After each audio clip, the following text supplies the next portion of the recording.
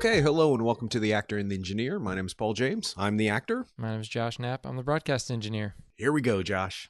All right. Well, we're finally going to get to talk about a movie that did come out in 2018, but it was pretty late, at least for me. It was like real late. I think I saw it in January, so that was the earliest I could see it in the theaters. And that was If Beale Street Could Talk. This movie was based on a novel by James Baldwin, who's an African American writer and has written multiple books. But Barry Jenkins decided to turn this one into a film, or decided to adapt it into a film. It did win an Oscar for Best Supporting Actress, and that was Regina King, which I'm sure we'll get to at some point. But just very quickly, for anybody who doesn't know much about this movie, or maybe just saw a clip on the Oscars, or whatever, it's about a couple, Fonnie and Tish, and they fall in love. It's a young love, and then Fonnie is falsely accused of rape and is jailed, and then you find out very quickly at the beginning of the film, because it's kind of told in a non-linear fashion, that Tish is pregnant. So that's kind of the jumping off point for the film, is how they're going to deal with Fonnie being in jail while he's waiting for trial, and Tish being pregnant. So we get family dynamics. We get kind of it's set in Harlem in the 1970s. So there's definitely a lot of racial tension, racial issues that have to be dealt with, specifically between the police and African Americans living there. So it's kind of a serious movie, but the thing that I really enjoyed from it, I mean, even though the subject matter was serious, was seeing how Barry Jenkins, I talked about this a little bit last week in our top 10 movies of the year, was how Barry Jenkins used the camera. And so I'll bring those up a little bit later on. But so how did you like it? I fell in love with this movie. I have some issues with it. I have some questions about it, and we'll get to that in our discussion. But it has this feel about it, and Barry Jenkins has a style that we're seeing is starting to shape up into kind of his signature, with that full frontal looking into the camera thing that characters do. Although they're not looking at us, they're looking at other characters. That's been done before, but there's a style about it that is unique to Barry Jenkins, and we saw that in Moonlight. And I wanted to see this film again before we started talking about it, but of course it's not released until March 12th, which I don't understand that. I don't understand why do they wait so long when films are being escorted down the Oscar carpet, and it's been nominated for Best Original Screenplay, Best Supporting Actress, which you just said it won. People want to see it before the Oscars come out, and they should be able to see it. So why they haven't released it, I don't know. Maybe some kind of contractual things that I don't quite understand. Yeah, I'm sure it is. It would make sense to me to release it so people could have an opinion about it, especially, I mean, maybe it builds up a crowd of people who want to see it after she wins and who are fans of Barry Jenkins. Maybe they're like chomping at the bit to get their hands on it. Maybe they make more money that way. I have no idea. They can also put that on the box, on the Blu-ray box, that it won an Academy Award. Yeah, that's true. Yeah, but by this point, they could say one Golden Globe, one Critics' Choice Awards. There's a lot of things that they could do, yeah. And then they could reissue it. And then what Redbox does is put award-winning on the picture. Mm-hmm. The point to that is that I didn't really get a chance to watch it again because it's not anywhere in the theaters and it's not on DVD yet. So what I was doing is I was watching as many trailers and as many commercials and as many mini documentaries about it, or interviews, I guess. And there's some lengthy ones. There's a 12-minute one with Barry Jenkins that's very interesting. There's an 11-minute one with the cast and the making of. So it was interesting to rewatch it in that light, where you only got to see the scenes that were part of the commercial or part of the trailers. And one thing that I noticed that I guess I put in my mind but never really thought of before or spoke of was that, have you noticed in his films he does this thing where he'll be shooting two people in a shot, and if the sun is rising or setting behind them, he'll let that happen, and it'll blur the whole shot, and it'll give this like afterglow feeling towards it. He does it in Moonlight quite a bit with the bouncing of the sun off of the beach and off of the ocean. And in this one, he does it where the sun is coming down behind them on a street, and it's coming down behind all the tenement buildings. And it's just absolutely beautiful. And what he does is, I know this is a strange comparison, but you know how we've talked about in the past when people are shooting sex scenes and, you know, the person's knee is just posed right where it's supposed to be so you can't see anything, or somebody has their arm over top of their breast so you can't see anything, or the sheet is like put exactly where it's covering something, and you know that that's not natural and it doesn't feel natural.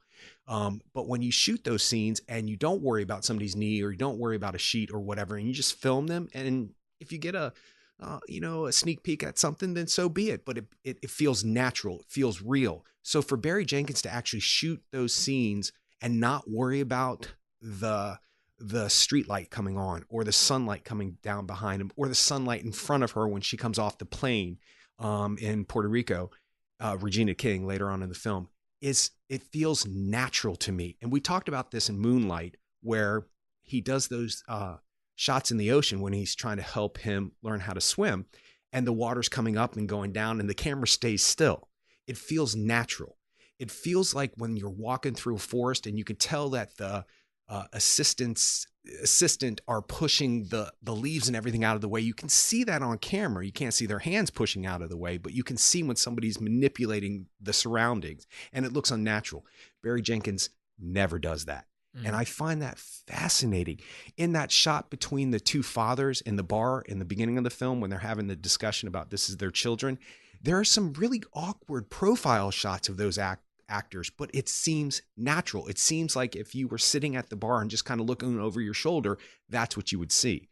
And to me, that's beautiful because it feels real, and he sets it up to be real. And I can't really say much. I have some questions about some tonal things in the beginning of the film that I want to get to. And then there's some other storyline things that I think are a bit repetitive in this film, but that might just be me. Mm-hmm. But overall, I think it's a beautiful sophomore film, and he has done it again. And I can't wait to see what else he can do, because he's done a modern day love story, if you want to call that Moonlight, that struggles with who Personal is identified with in this society. Now he's done a full-on love story, and I'm curious to see what's next for him, because it's always interesting.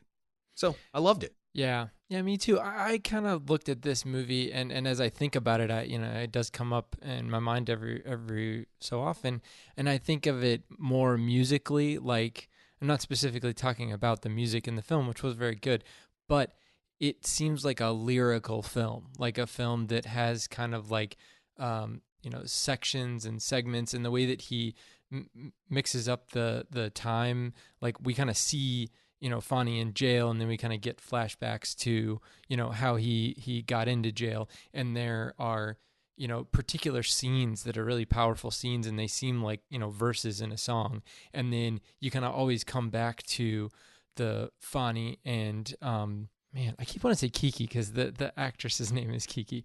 Fonny and Tish, those characters kind of together, and so it just kind of like has a rhythm for me that I remember and that I feel connected to. So I thought that was really cool, and I mean, there's some great performances in this movie.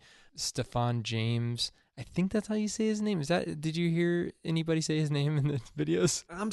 You're asking, you're asking the wrong person. First of all, I'm still stuck on Yorgos because I listened to quite a few things recently, and I was like, okay, did I just lecture Josh last week on Yorgos Lanthimos?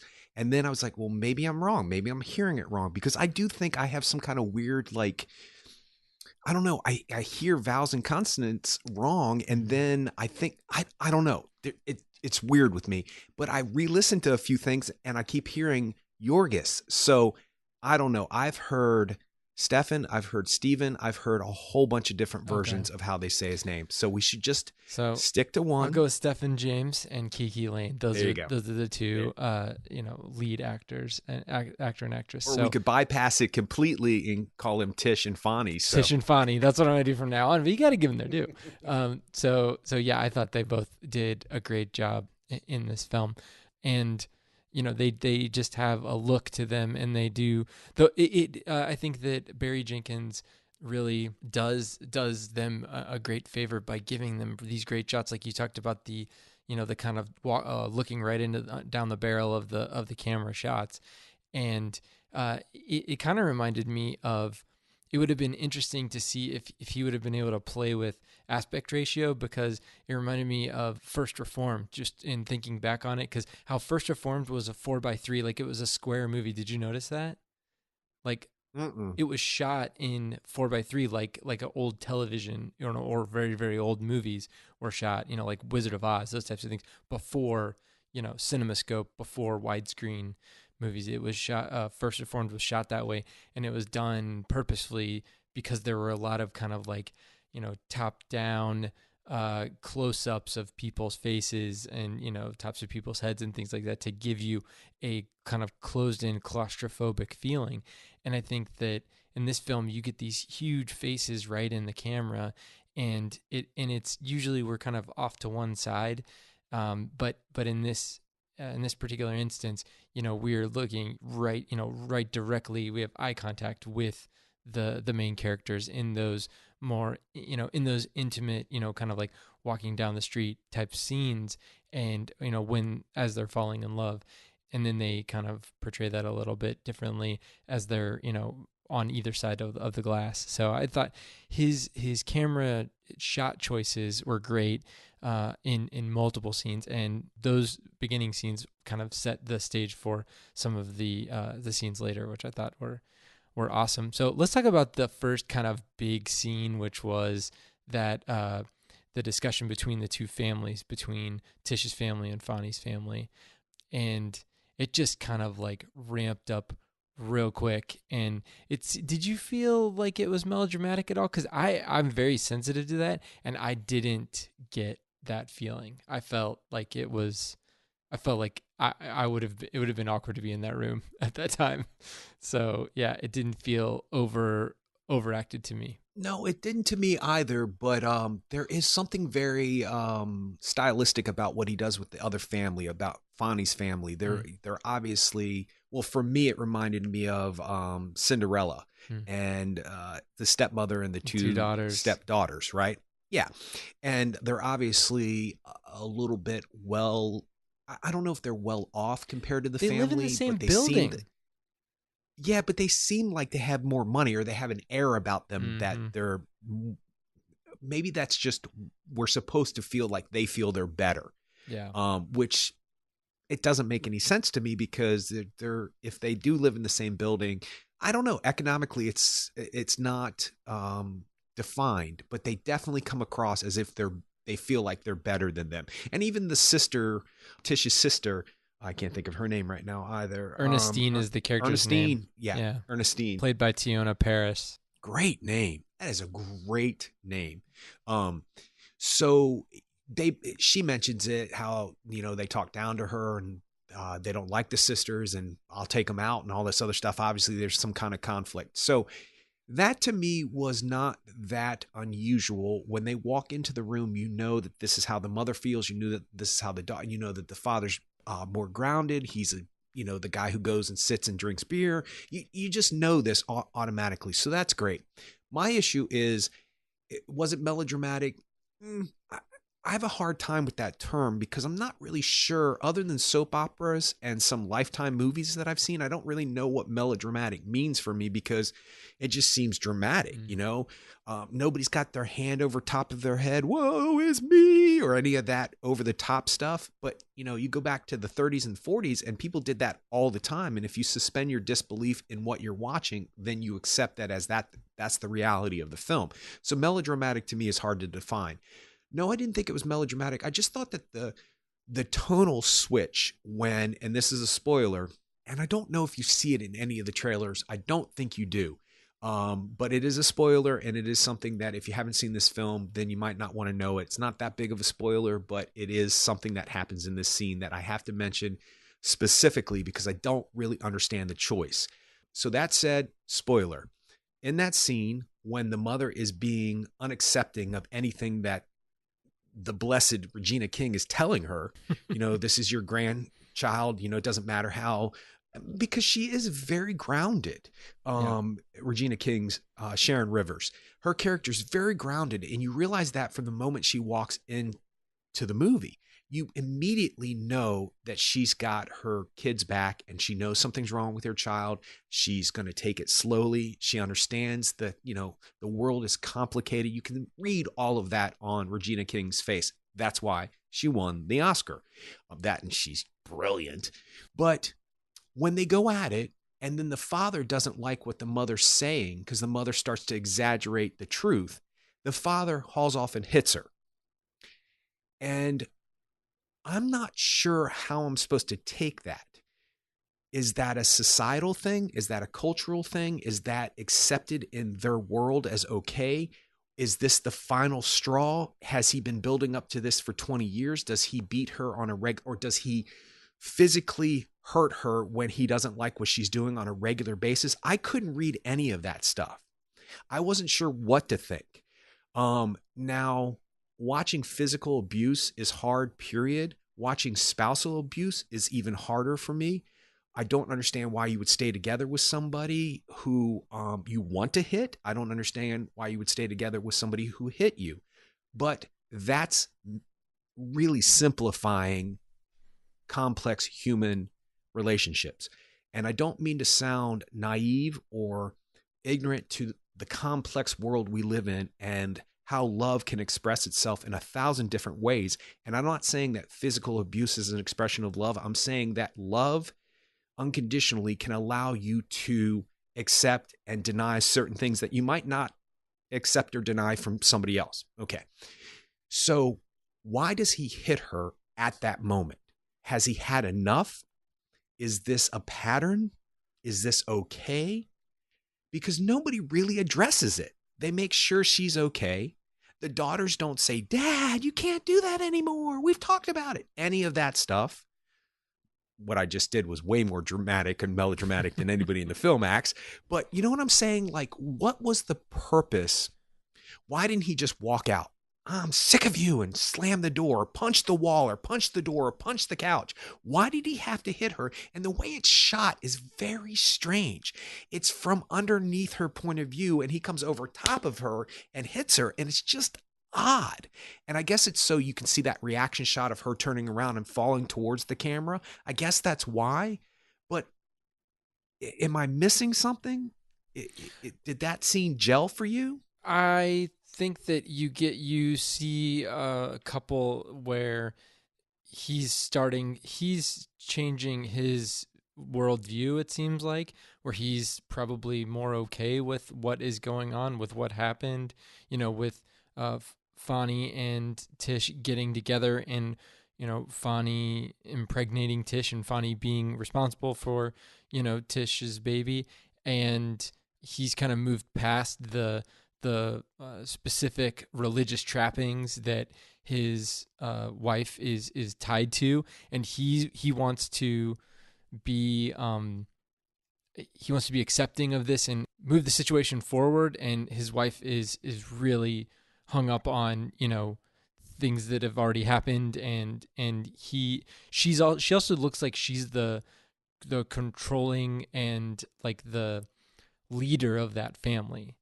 And he's not, but he has maybe he feels like the only way that he can show his force over her is physically, which is never acceptable and is not a manly thing to do, but is the way that he reacted in front of all those people. And I don't know if there's a way that to figure out from those context clues, whether he does it all the time or doesn't do it all the time, or whether he's just overcome with emotion and excited that he's going to have a grandson. I mean, everybody's going through all these emotions very quickly. He's going through maybe the excitement of he's got a grandson, and then the having to deal with his wife who absolutely hates the situation and is disappointed in her son and disappointed in, probably more disappointed in Tish, and probably pointing at Tish for all of the blame because, she may feel like her son, of course, couldn't have done anything wrong and all these things.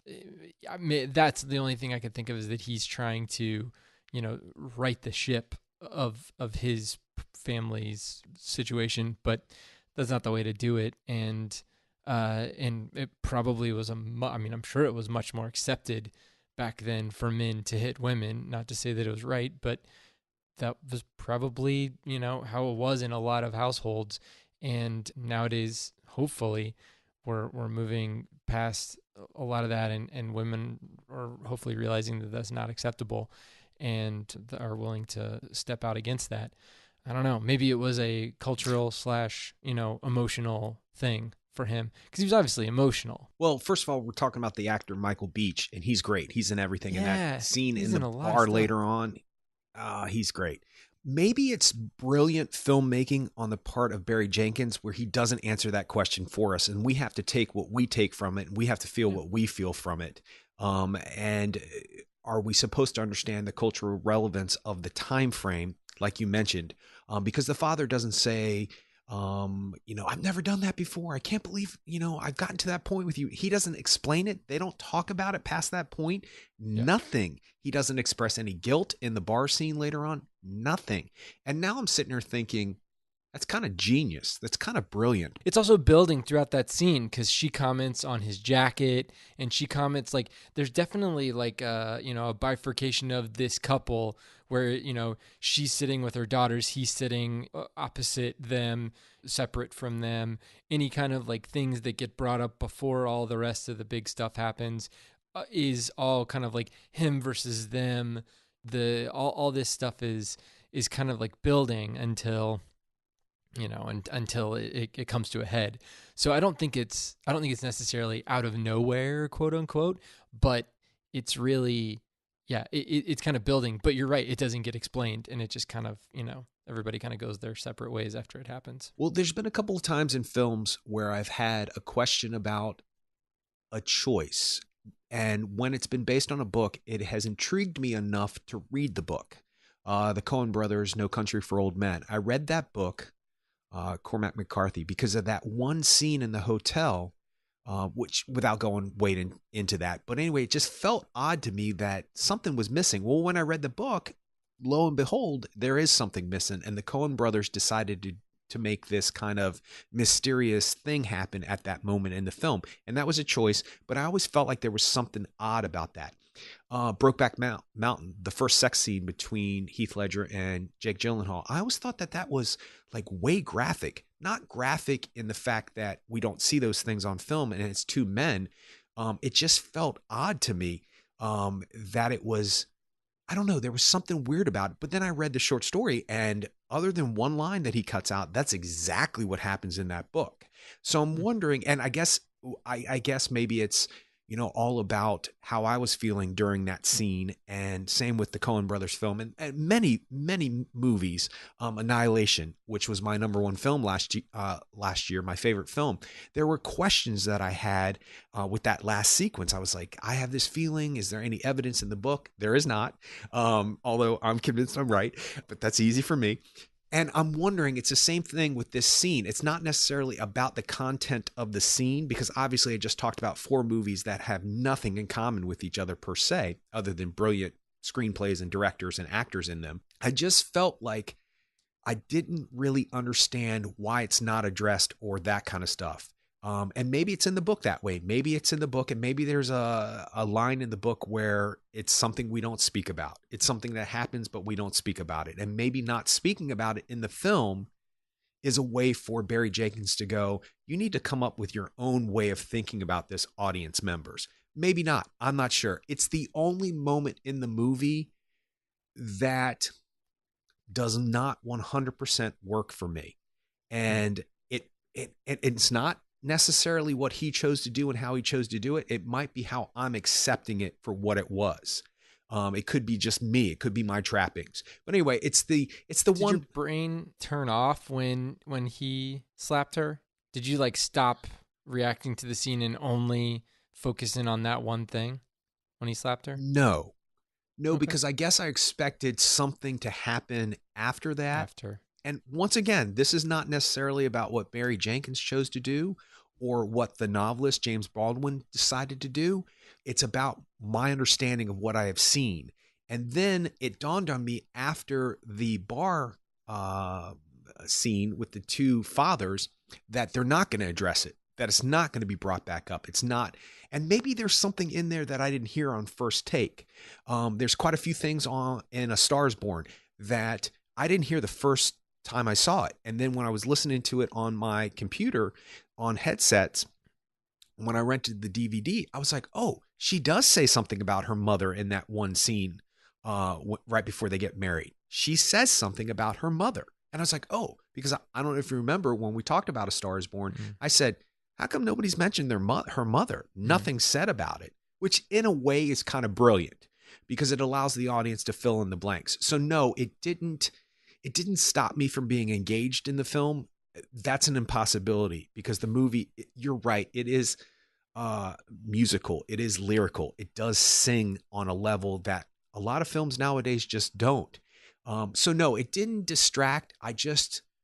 I ponder, and maybe that's what he wants. Maybe he wants people to get engaged in a conversation, maybe not about spousal abuse, but about how they feel about that situation. So I think it's enough said. It was just a weird moment where I was like, I thought maybe if there were 3 or 4 other moments in the film that were as finger quotes melodramatic or over the top, then I would have understood that as a stylistic choice, but there's not. So it didn't distract. I mean, for me, the other like really stylistic scene is a scene we talked about, or I thought I talked about last week, is when Fonny meets his friend, who's just got out of jail, and that is Daniel is the character's name, is played by Brian Tyree Henry, and that whole scene, even just like them meeting on the street, and then that whole kind of scene was really great. And like I said, I talked about it last week, but the camera movement in their kind of dialogue, their main dialogue scene while Tish is making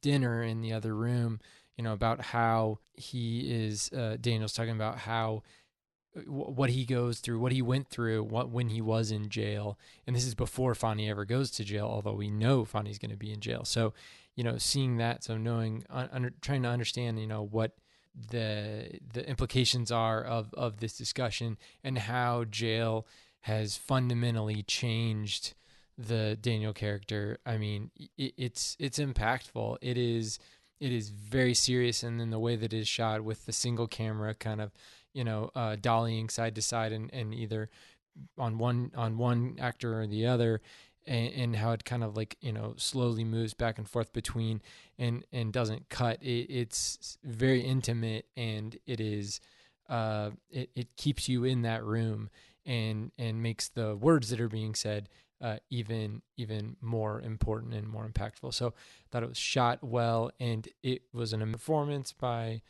Brian Tyree Henry and Stephen James too. But yeah, I mean that scene was awesome. So, and I don't know much about acting, but I think that was pretty good acting. No, I agree with you 100%. I think it's the best scene in the movie.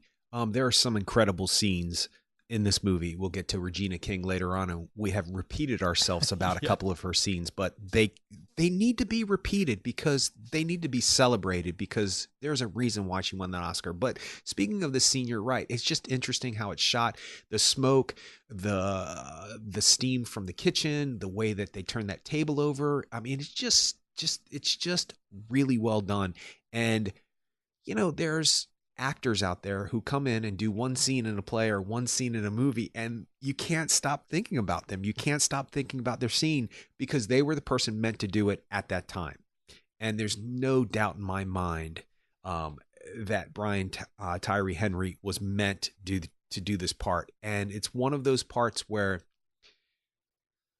it's extremely well executed as an actor, but it's also a great thing to show potential directors about this guy, because he comes in and he you think about him later on, and he's in that one scene. And it's an epic scene in the fact that there's a lot going on, meaning there's a lot of material, because you do know, you're right, you do know Fonny is going to go to jail, and you do know that this is kind of the kind of stuff, foreshadowing, although it can't be foreshadowing because it's just like right in your face. It's not foreshadowing. It is going to happen. So as a director, as a producer, it's great to have a clip you can pull up of an actor who just handles his own at that immediate moment and just does it. It probably could not have been done any better by anybody else. Sure, I'm sure there's more qualified actors or better actors or more interesting actors, whatever. But for this moment, this was his scene. And it's just great because hopefully this is going to get him work.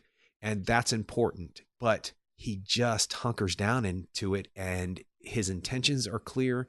You can see on his face everything you're supposed to think and feel that the character's thinking and feeling. You can see those scenes in jail in his mind's eye.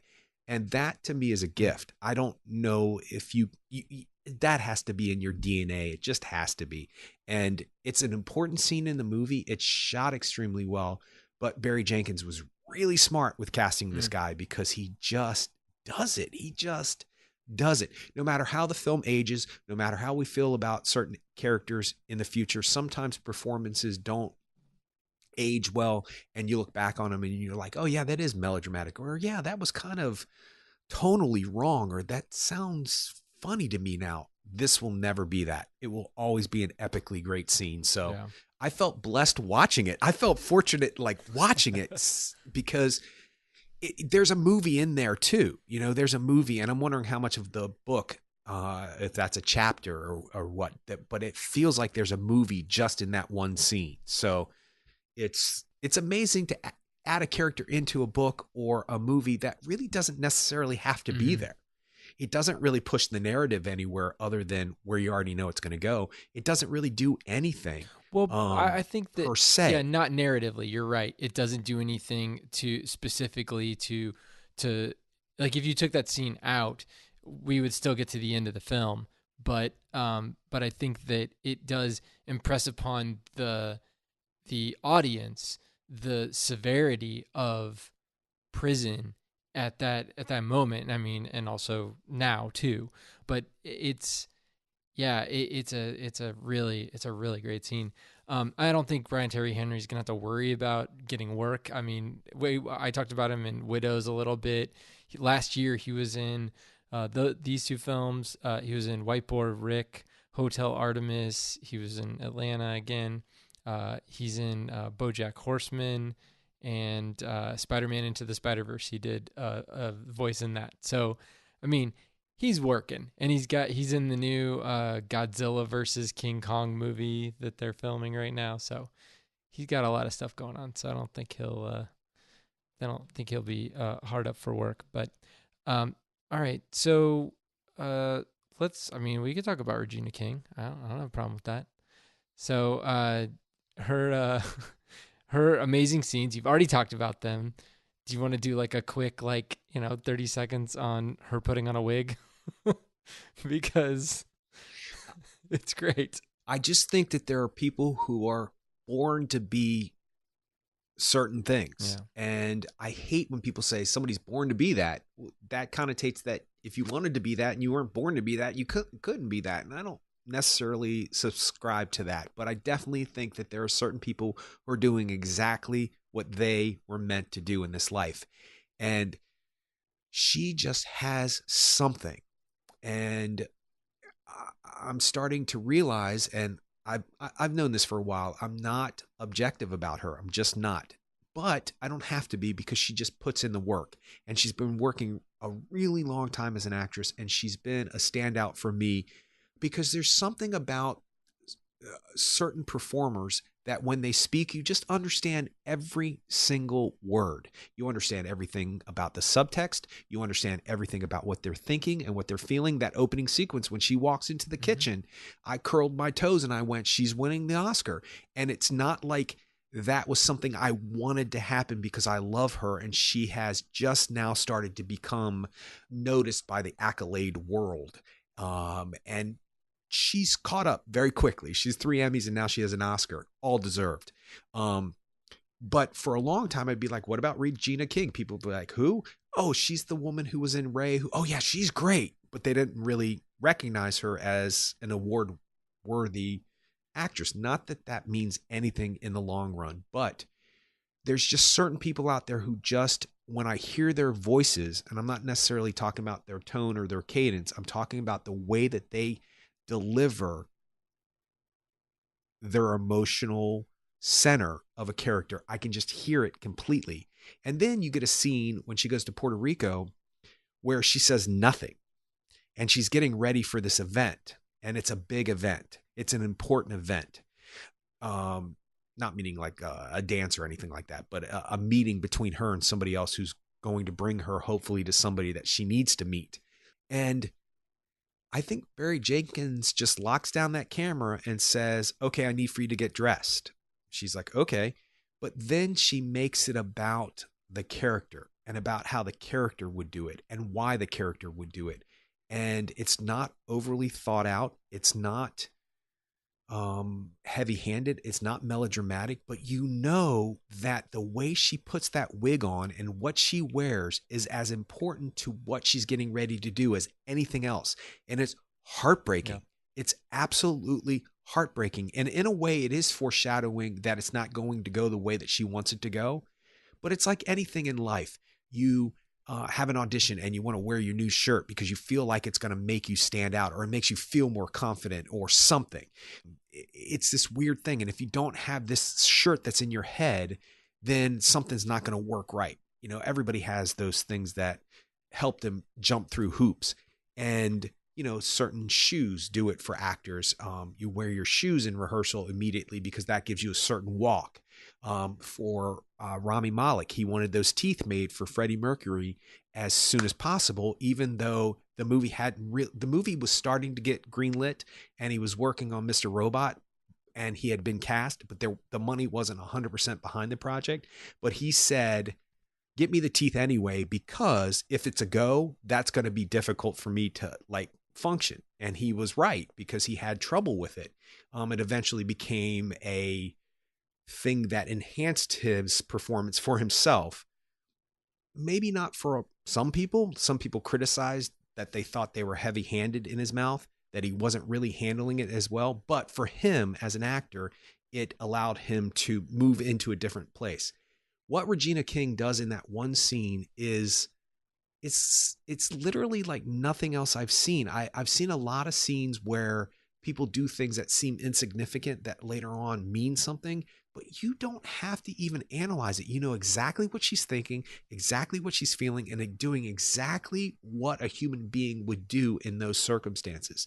She's a fish out of water. She's a person in a country she's never been in. She's on a mission that she doesn't even know that can be completed. It's a long shot. But yet she has to, it's a long shot, but that wig has to be on a certain way, and then she takes it off again. And you're like, oh, this is not going to work out. Whatever's happening here is not going to work out for her. And it's all because of her and the subtext that she's developed. And it's absolutely stunning. And literally, it will be the scene that people will watch in the future that won't know anything about this movie, won't know anything about Regina King, and will say, you know, she should have won an Oscar for that.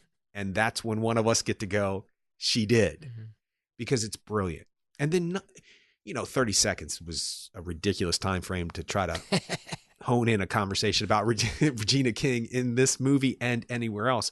But then you go to the important scene, and it's talked about in the trailer, and it's talked about in reviews. So it's not as much of a spoiler, but she's going to search out the woman who's accused her daughter's Fonny, her soon-to-be son-in-law, has accused him of, or pointed him out in a lineup that he was the rapist.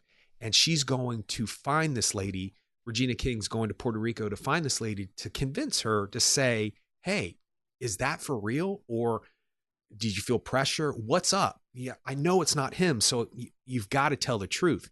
And that scene is devastating. And both those, who's the other actress in that? Emily Rios. They both have complimented each other. Regina King has spoken about her, and Emily Rios has spoken about Regina King and just how they came loaded and ready to go. And Emily Rios was like, yeah, she was ready, and I had to be on my toes. And Regina King has said the same thing. Yeah, Emily was ready. And that scene is so devastating because you see two characters who want two totally different things, and they're not going to budge. And when you realize that they're not going to budge, and when they realize Regina King's not going to convince her, and she's not going to tell the truth, the stalemate is stunning. It's shocking. The silence that comes over the film at that moment is shocking, because you realize that people are going to stand their ground, right or wrong, good or bad, because they all have a way of getting through this existence. And it's an amazing moment. And I'm now starting to realize that maybe with us talking about the abuse of the mother in the beginning, maybe it's Barry Jenkins' intention for us to figure out how we feel about it, because we are assuming Regina King's going to be able to talk this woman into taking it back. And then she doesn't. And then as an audience member, you have to sit with that for a little while, because you have to understand this happy ending is not going to happen. This mother Regina King did not convince this other woman to do that. And without Regina King's reaction to that, I probably would have screamed bloody murder and run out of the theater, because it was so intense and so real. And without that cathartic moment of Regina King knowing this is it, it's done. He's going to jail. He's going to be in jail for a long time. This is it. It's amazing. Yeah, and also the other thing that Barry Jenkins does in having her, well, I'm sure it's in the book too, but in having her go down to Puerto Rico and find this woman who erroneously pointed out Fani as the rapist. We're throughout the movie up to that point, we're able to see, we're able to think of this woman as an abstraction, but then we're confronted with her as a real person. And you're right, you do have two people who are opposed with each other, but don't have any, they don't necessarily have any real animosity towards each other. It's just the situations that they're in have brought them to this point. And you're right, neither one is willing to give up because it's too serious for each of them. And that was the way for them to get through, the way for her, the way for Regina King's character to get through this is to do, to go fly thousands of miles and to try to make this happen. And then the way for the Emily character, Victoria, to get through it was to, just make it go away and leave and just run as far away as possible. And she ends up doing that by the end of that scene, because she kind of screams and says, "Get this woman away from me." And, it's a big, huge thing. And she's obviously been scarred by this incident. And we as an audience have to deal with that too. And so now we've got all that. You got a lot of stuff in your head. You got a lot of stuff, in your heart, trying to figure out, because initially you're like, how could this woman ever do this? And then obviously it kind of filters back through the police officer. And really that was the thing. That was the instigating person to this whole situation, is that police officer wanted to get back at Fani for making him look like a jerk, making him look like a weak person or whatever, by sticking up for himself, I do want to say one last thing about Emily Rios as an actress. She had a hard job to do, because we have to not like her initially because she's lied. We believe Fani is telling the truth, obviously, because we know he is, because he wasn't there. Physically wasn't there, yeah. And that's established. So, which adds to the whole unfairness of the situation, just twofold. But anyway, so we're on Regina King's side because she's flying across the country. And as an actress, that job would have been hard to do, because she has to elicit our sympathy and for us to understand her point of view. And she does do that. And it's in the writing too. And it's in the way that probably James Baldwin wrote it and then Barry Jenkins' interpretation of that and then the way he shot it. You definitely feel like it's not a justification for sending somebody to jail, but it's an understanding that somebody, you're right, she wants it over with and she wants somebody to feel pain like she's felt. And this is going to satisfy that side of her. And as a character, we should dislike her, but because Emily Rios handles it so well, we understand and sympathize with her as much as we do with Regina King. Yes, we're disappointed and we're just blown out of the water that this is ending here and that Fonnie is going to be unjustly jailed, but we understand why she's doing what she's doing. And that's an amazing thing. That's something, these actors have these qualities that it's almost, you can't define it. You can't think of a vocabulary word to describe how they can do what they can do. They just do it. So I just want to take a moment to go, that's amazing to me. Yeah. We should hate her. We should dislike her. We should come out of the movie thinking partially this is her fault, but we don't. We think this woman is scarred. And we can't do anything but hold her and hug her like we want to do everybody else in the film. Yeah, because ultimately, I mean, she is a victim also. Like everyone in this whole situation is a victim except for, I guess, the police officer and the lawyer. So I guess all the white people, all the white people aren't victims. Shocker. It sounds cliche, I guess, but in this movie, that is correct. But everybody else, even the fathers having to, figure out a game, figure out a grift to get enough money to pay the white lawyer to try to work his magic, and it still didn't pan out. There were a couple other shots that I wanted to talk about. I loved the shot when he was sculpting with the wood and he had, he was smoking. I mean, it was this smoking sucks, but it looks really cool in films. So he had that single light kind of, top down on his sculpture, and there's just the smoke everywhere, and it was, slow motion and kind of like, dollying around the sculpture as he's working on it in his kind of little shop there. It was, some of those scenes were they were amazing. Talk about lyrical, like those were really cool scenes. And I think that it seems like Barry Jenkins does really enjoy coming up with just beautiful kind of, I don't know if they're necessarily old timey, but really stylistic shots, which is nice to see. And it's nice to know that he's taking the time to to put that on screen. I don't even know how long the movie was, but it didn't seem overly long, but it probably could have been shorter, but I'm kind of glad it wasn't.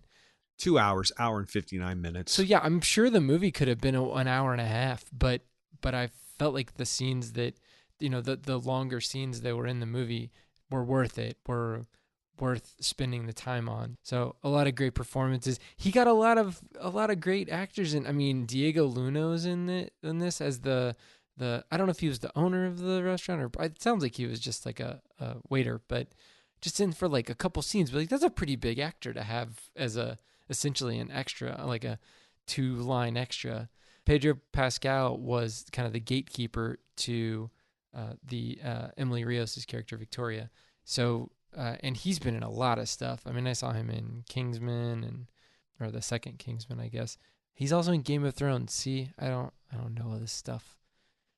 Everybody at work's freaking out about Game of Thrones. So, well, you can't know everything, Josh. I know. I mean, you just can't. But, you give yourself a break there. But he was in Narcos too. I heard he was really good in Narcos. As for having a semi-well-known actor in a smaller role, there's an old phrase, and I've said it before, there are no small parts, only small actors.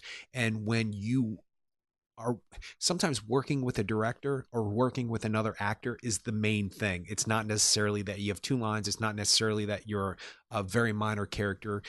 What scares me as an actor is that you get somebody who is as critically acclaimed as these people in these small roles, and I'm like, hey, what about all those people who are just waiting tables, who Oh, just would deal with? Yeah, I mean, but if you if you're making a movie and you want the best, you get the best, and if the best want to do your finger quote small part, I hesitate to even say that because I definitely don't believe that. It's an interesting thing to me as an actor, even as a hobby, that a bigger part feels the same as it does a smaller part to me. I was in a play, I was in two scenes, and it was one of the hardest things that I've ever had to do. And it was interesting to me because people would come up and talk to me afterwards as if all of these things happened to this character. And I'm like, wait, what? I'm in two scenes. I have like four lines. Where did you get that? So I'll take that as a compliment that that rang true to them, regardless of how big the scene is. So, and I do want to go back to the white lawyer real quick. And, the nemesis in this film, the enemy in this film just happens to be a white cop. mm-hmm. And it happens to be a situation where it's what's going on in our culture, unfortunately, back then and still nowadays.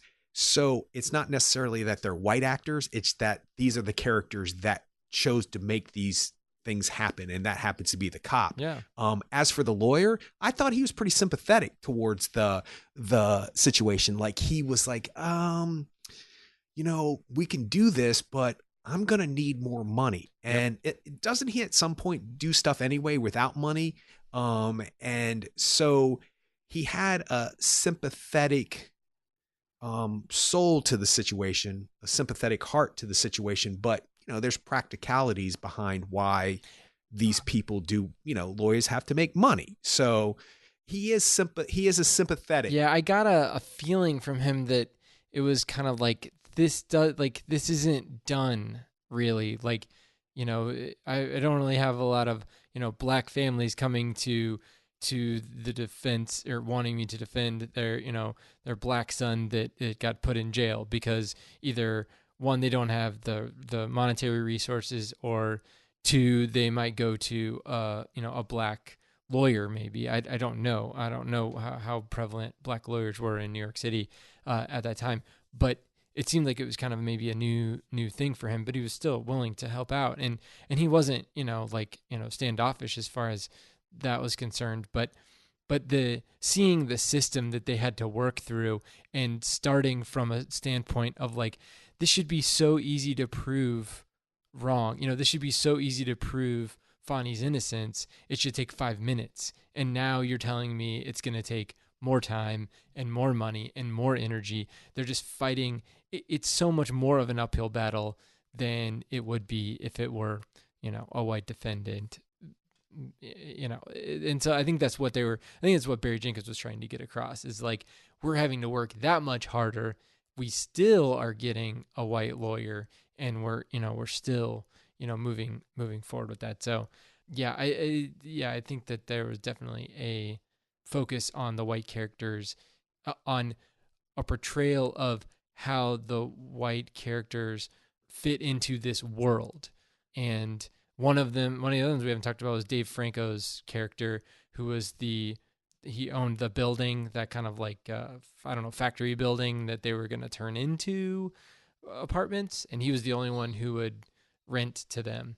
And that was interesting. It was a neat little scene where, Fonny was trying to get Tish excited about living there and to see the possibilities. And so Dave Franco's character played along with that. But yeah, I don't know. Then there was like kind of the scene at the very end up on the rooftop where Fonny says like, why are you doing this? Why are you letting us, rent this house or rent this space?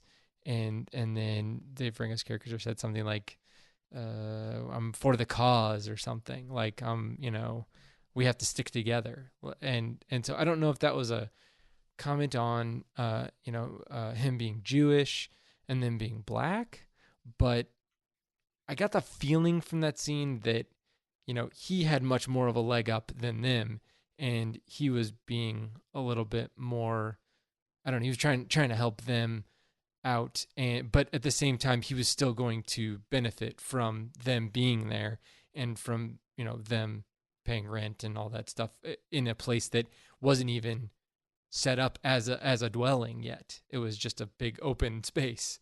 So I don't know that, and never came to fruition. They never got to live in that place. So we don't get to see that character's motivations played out throughout the rest of the movie. But I don't know. It just seemed like a weird button to put on that scene, because I think the scene ended pretty quickly after that. I mean, it cut to them downstairs and walking or down on the ground and walking on the street and stuff, which is also very well shot. It was like sun's going down, like you said, looks beautiful.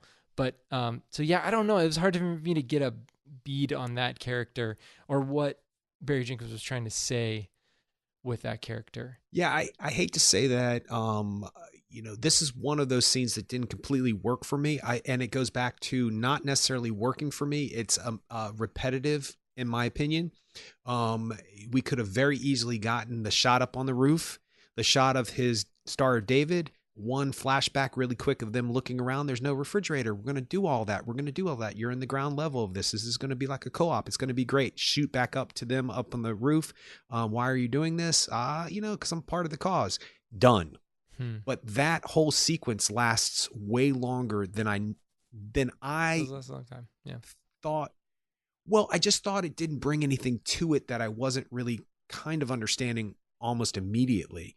And I think that there's a lot of reasons why this scene's important, is that there are people who are willing to help regardless of the cultural stigma that it might bring you. The fact that there's cultural stigma in that person's life always brings kind of empathy to another person who is having difficulty. But I think it's the sad reason why, maybe this is why I'm in denial about keeping the scene in the movie, is because once again, they're getting a leg up and then it's taken away. Oh, they're true. never going to live that life. Yeah. And so even, sometimes in life, they always say life is not fair. Well, it's a really interesting reminder that even if you do all the right things in this world and you are going about your business and you have difficulties in life and there's challenges in life, sometimes things are completely out of your control. And the old cliche is true. Bad things happen to good people. And it's just a scene to remind you that these poor kids, they could be out on their own and starting their life in New York City and living this really cool open-aired factory thing in the early 70s. And, we know that the 70s becomes kind of a decadent time in New York and an artistically, culturally diverse time in New York. So you thinking, wow, all this good thing is going to happen. This guy sees them for who they are, not for what he wants them to be. And then boom, you realize that's never going to happen.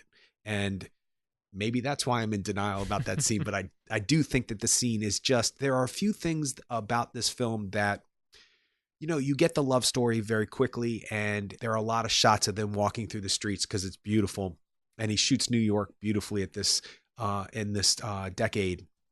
And it's very realistic and it looks beautiful, but those scenes kind of happen a lot. And, you were talking about, it didn't feel like 2 hours. It doesn't feel like 2 hours, but it does feel like those scenes have made their points, and why are they coming up again? Maybe on a second view, I'll feel differently about it, but I mean, it's a very minuscule thing for me that I don't even feel like I'm comfortable speaking about, because I don't have, the knowledge or the film understanding of why he would have kept stuff in it. But there were things that seemed just to happen a little longer than they needed to. But that could be me. That could have been my disposition on that day. Yeah, and I think you're right. I think it's kind of like the characters are kind of like, every time it feels like they're getting, they're getting a leg up, then it kind of gets pushed back down. Yeah, that's obviously the trajectory of this film throughout, and so it's not a happy film, but I think that it's well done. I think it's well told, well acted, and I, as much as I could. I mean, for the subject matter, it was difficult to necessarily quote unquote enjoy the subject matter, but I felt like it was something that I was an incident to something that I haven't seen before. So, and I I enjoyed it. Do you have anything else? Yeah, that little kid at the end is the cutest kid in film history. Their son. I love that little kid.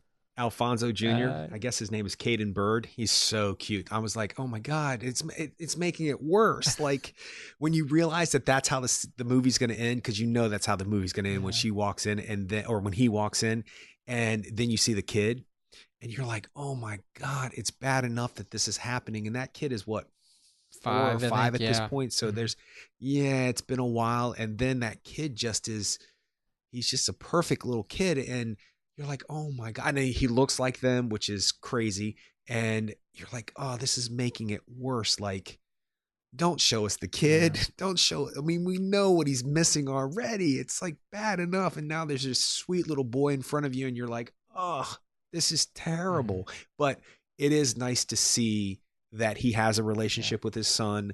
The son knows who he is. There's obviously things that, they visited many times, and that they have to find their love between glass. And she says that. It's a very famous line from the movie now, to see your significant other, the person you love, through glass.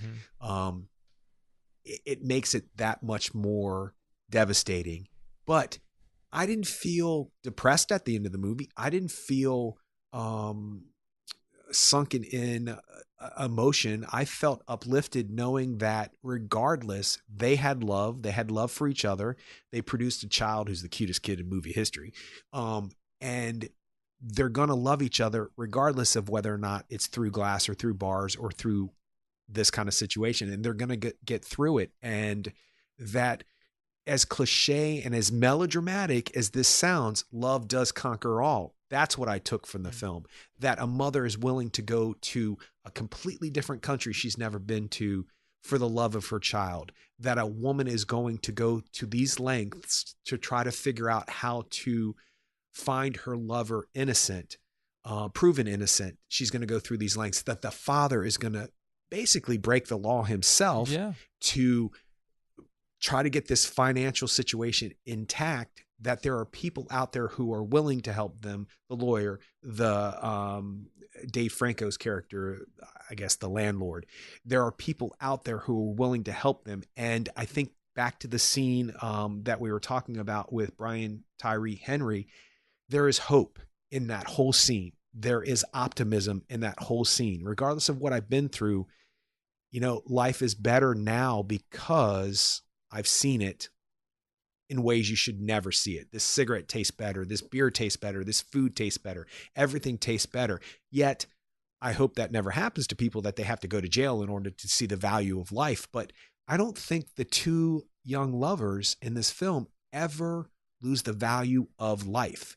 And that's kind of a hard thing to do in a film that ends with the two ingenues not being together at the end of the movie. There is not a happy ending, as you would call it in Hollywood. And let's say the producers and the executive producers, let's give a shout out that they're willing to make movies with don't have a romantic happy ending where you see him walking out of jail and the son running up and hugging him, all that other stuff. It's not tied up like that. That's a beautiful thing, because some stories have to be realized the way that they're written, not necessarily the way that the crowd is going to accept it. And that is a wonderful thing. So I took a lot of good, uplifting things from it. That and the fact that I was walking away knowing Regina King would win an Oscar. I was good. Of course. Yeah. No. Yeah. I'll echo all the things you said. All right. You can check us out on the web at actorandengineer.com, and you can go to facebook.com/actorandengineer. You can tweet us at actorengineer. I'll see you next time.